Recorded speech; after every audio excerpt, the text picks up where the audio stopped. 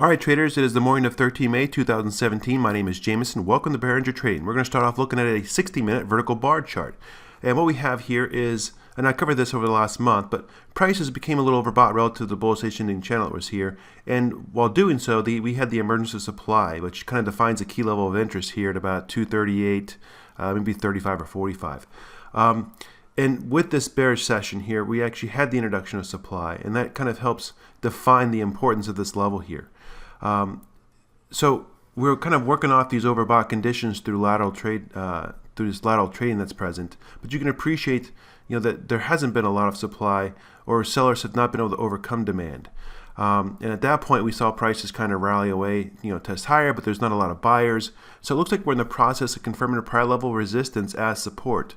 But we did lose this high here following this session, and there wasn't a lot of obvious clues that were present. So if we appreciate, or if we look for key volume levels, we can appreciate that there was an attempt here to re-achieve this kind of level of confirming resistance as support, and it kind of failed to do so. So the observation here is that we saw the introduction of a lot of volume that was here, and on this retest to reclaim and kind of get highs, you can appreciate that volume was contracting. There's not a lot of demand, and there was a lot of volume associated with this session. So there's, we have some volume here. There might be some distribution. There's no demand, and then we have this huge demand here, this big effort little reward.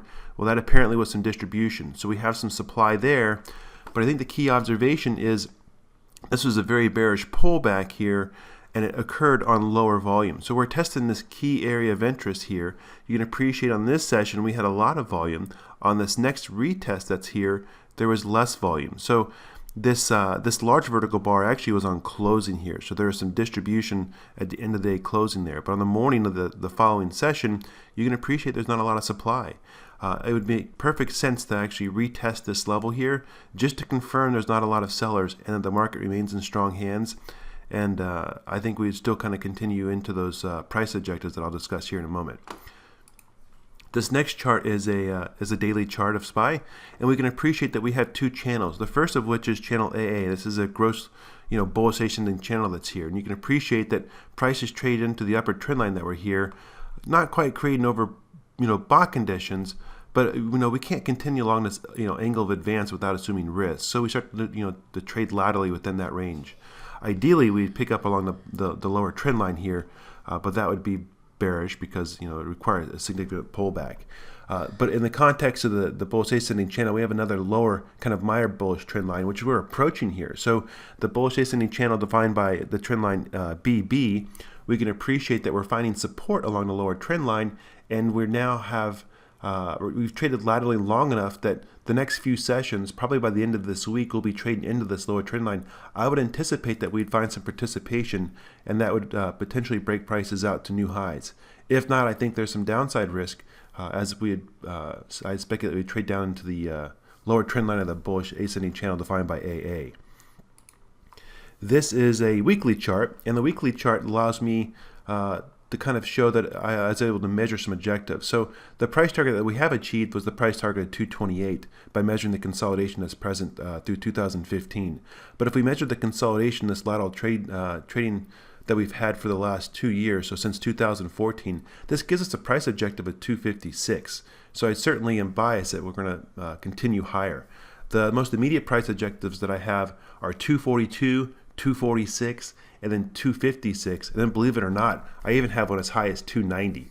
So I think it's it's difficult to take short trades, but as buying opportunities present, I think with confidence we can actually buy those dips. And even if we don't buy those dips in the indexes, that means that we should focus on equity trades as they may very well outperform the markets here. This is a daily chart, and this is just showing some vertical. So not vertical, but the Bollinger Bands and Keltner channel. So what I want to show here is that we're just seeing some compression because of the narrow price ranges that we have. So anytime the Keltner channels are contracting within the Bollinger Bands, we can expect that when it breaks out, we're going to do so with increased volatility. So we are trading along the upper range of the actual Keltner channel, but we've yet to kind of confirm that from a signal basis. Just an observation.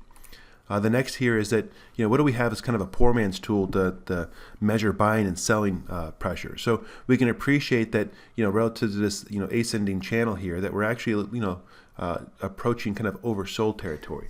But this isn't the one that I'm referencing. So what I want to show you here is, the equivolume chart allows us to kind of objectively appreciate how much buying and selling is present. And what I want to show you here is that, just a kind of gross observation is that it looks like selling volume is actually contracting, and we can appreciate that at this point we're seeing a little bit more buying than we are selling.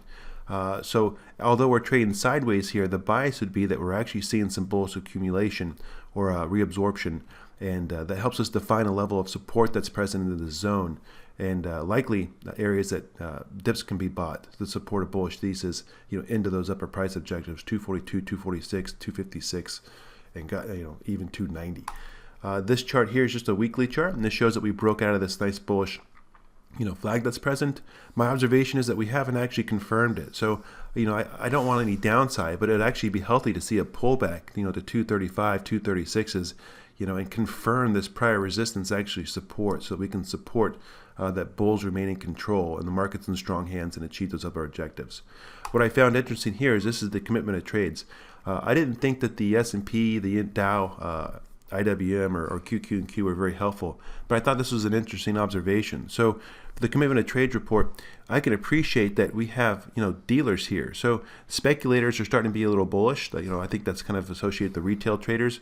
But as far as dealers, we can appreciate that dealers are actually decreasing their exposure. That means they're selling it. So that means that I think it's kind of actually incredible. I don't quite understand the complexity of the VIX structure, but VIX is currently at lows, and dealers are actually selling this because they think it's actually expensive. So it's pretty crazy to think that we hit the $9 single digit range, and that $10, $11 may become the next resistance. So bottom line is, I'm looking at VIX. I'm a little amazed at how my observations are here, but we may be looking at a scenario where $11 is new resistance here. I would say right now that this is bullish for SPY.